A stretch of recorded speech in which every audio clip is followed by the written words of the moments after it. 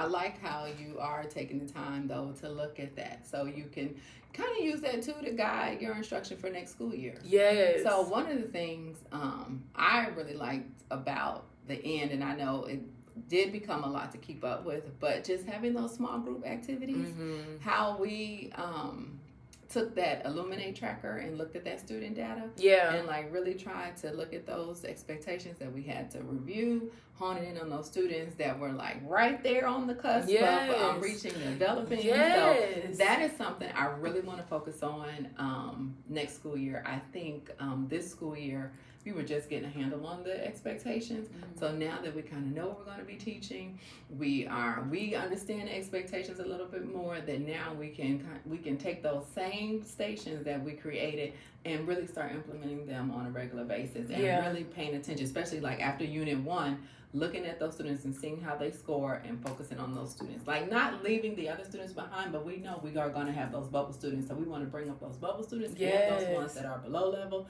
We want to bring them up to make them rise up to the occasion and get as close to grade level as they can. And then the ones that are already at grade level, how can we push them? Right. So I know we focus a lot on reviewing, but what are some activities we can create to push our students that are already there, that already were developing? How can we get them to the next level? That was my next that's my next question, and something that I feel like, yes, I need to work on more, because something else that I seen when I got the data for who attends summer school for ELA, it was really small for ELA. Okay. And although because I thought they were considering iReady results as well, but for this particular one, they were considering their unit test. Okay. And whether or not they had failed first or second semester. In this section, I discussed how remediation supports students by providing opportunities to revisit and strengthen skills they may have previously missed, while also holding them accountable for their academic progress.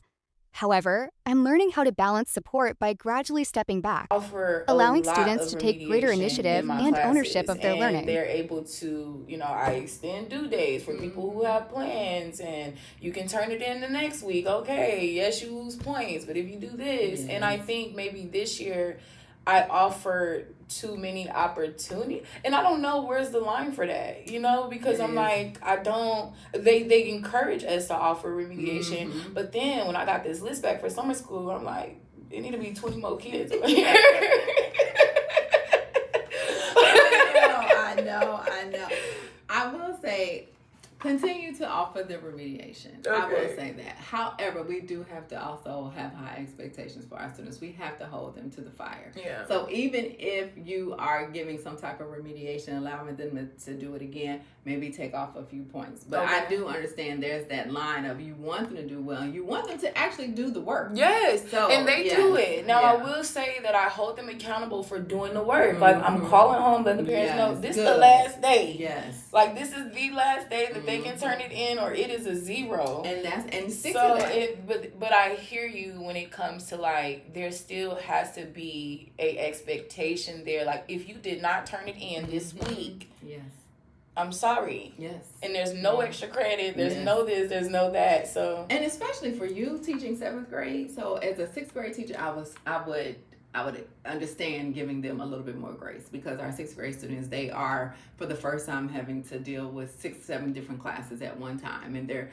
getting work from all those different teachers, and it's the testing. So there's a lot going on. Yeah. However, by 7th grade, they already know what the expectation is. Yeah. They know they have to be held accountable, and we have to let parents know too on those curriculum nights, these are my expectations. So there's no surprises when you get a phone call. There's no surprises when you get that email, because they know this is Miss Moore's, these are Miss Moore's expectations, and you are consistent. Yeah. So that's the key. Okay. Yeah. Okay. Yeah. So I think you were on the right track. So just this work most strongly aligned with INTAC Standard 7. Planning for Instruction, and INTAC Standard 8. Instructional Strategies.